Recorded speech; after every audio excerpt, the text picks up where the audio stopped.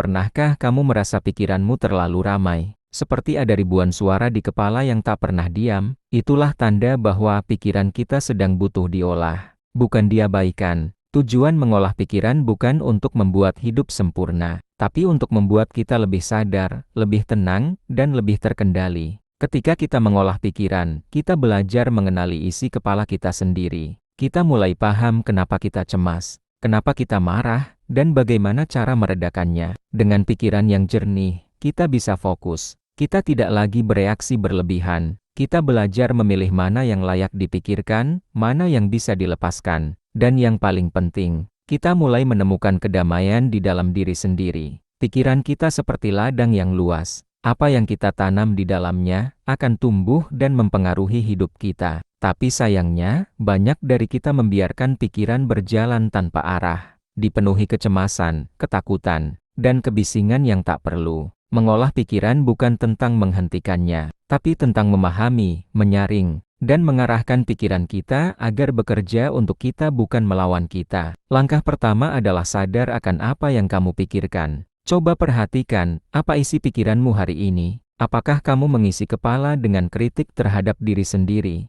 ketakutan tentang masa depan, atau penyesalan masa lalu? Langkah kedua adalah memberi jeda. Seringkali, kita bereaksi terlalu cepat.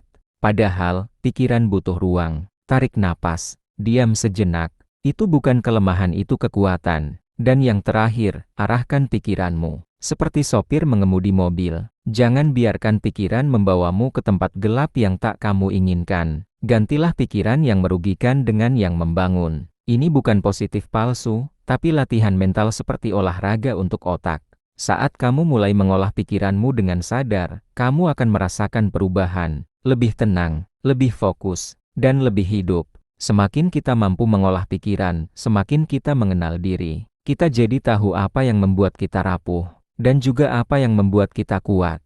Dan dari situlah, tumbuh satu hal yang langka tapi sangat penting, ketenangan batin. Karena pada akhirnya, hidup bukan tentang menghindari badai, tapi tentang belajar menenangkan pikiran, agar kita bisa berdiri dengan tenang, bahkan saat hujan deras sekalipun. Mengolah pikiran bukan soal menjadi orang yang selalu positif, tapi tentang menjadi orang yang sadar atas apa yang terjadi di dalam diri, dan belajar menenangkan badai di kepala, sebelum mencari langit cerah di luar sana. Karena saat pikiran tenang, hidup pun mulai terasa ringan. Ingat, pikiranmu adalah alat paling kuat yang kamu punya. Rawat dan arahkan dengan bijak.